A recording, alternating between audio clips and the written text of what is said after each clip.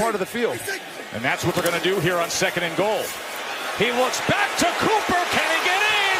Diving for it. His first touchdown with the start. And right there is where we'll start. As the Dallas Cowboys learned just how good Amari Cooper is for their team, you should as well for your fantasy team. Now in Dallas, better situation, team motivated to win, playing for their coach. Amari Cooper is certainly someone I'd want to pick up in all fantasy leagues. He should be a lock wide receiver too moving forward for the rest of the season. He's adjusted well to the Cowboys offense. Good thing he came over during the bye week. To me, Amari Cooper, stock up, and someone I'd trade for in all formats. Another guy I'd look to trade is DJ Moore. He's becoming increasingly involved in the Panthers' offense. He was featured in particular on one specific drive Thursday night against the Steelers. He has big playability, tremendous upside, solid wide receiver 3 play moving forward. Then you got Corey Davis, first-round talent, maybe finally realizing his potential. Huge game against the Patriots where he dominated Stephen Gilmore.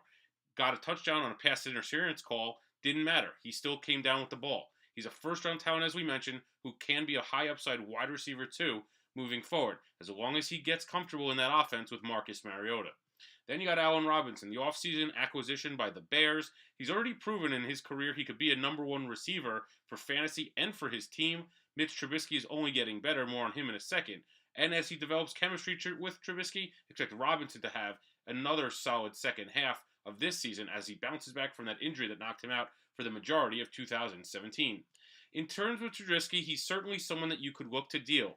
We know that he's had a couple of huge weeks, including last week against the Lions, but how is he going to perform as the weather gets colder in Chicago? Rain, snow, wind. You can never trust a quarterback that's only in his second year in that environment. Yes, he has the added element of running the ball, but is he going to be consistent in the last couple months of the season? I'd look to sell high on Mitch Trubisky. Then you also have Leonard Fournette. Great game last week against the Colts, looked healthy. But again, the Jaguars lost. Is he going to remain the Jaguars starter if he's not 100% once they fall out of it, or are they going to play for next year? They acquired Carlos Hyde for a reason. They have TJ Yeldon. To me, Fournette is another one. Sell high, get someone with less injury risk and less competition behind him if you're looking for a solid running back 1 for the last couple weeks of the season. And of course, there are always starts and sits on this show, and on top of the list is David Johnson. Finally, we saw some burst and speed last week against the Chiefs. He did it all, and this is the David Johnson that we love. And now he gets the Raiders. What a dream matchup for him against a Raider team that has clearly mailed it in. David Johnson is a must-play this week in all formats, especially in DFS, against a terrible Raiders team. You then have Robert Woods, who's an absolute lock. Cooper Kupp out for the year with the torn ACL. Robert Woods is going to be a target monster for Jared Goff. This week in that shootout against Kansas City, now being played in LA and not in Mexico City, expect Robert Woods to have a huge afternoon. He's another must-play against the Chiefs in the game of the week.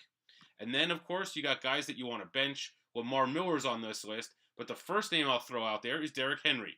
Yes, he had a breakout performance in his best game of the year last week against the Patriots, but again, he was completely overmatching the Patriots. The entire Titans team did that. Do not buy in and think that this is going to be a trend. I don't see it continuing. For me, against the Colts team that actually looked pretty good against Leonard Fournette last week outside of that touchdown run, I would certainly sit him. I think Tennessee's going to have to throw to win, so again, that's more of a Dion Lewis game than a Derrick Henry game. Then you got Flacco and Jackson. We don't know yet who's going to start for the Ravens, but either case, I don't like that matchup for the Ravens. Flacco is not 100%. Jackson would be his first start. Either way, I think it's too risky in what's a very important week in fantasy. You want to play Jackson in DFS? Okay, I could see that potentially. That's the only way I play either of those two guys.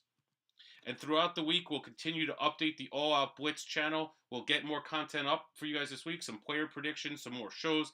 And Sunday, All Out Blitz, 11:45 a.m. Eastern. We may do a little time change this week, maybe 11:30. Stay tuned for more of that throughout the week. But for Adam Mankuta and Watch Phantom, have a good week. We'll see you on Sunday, regardless.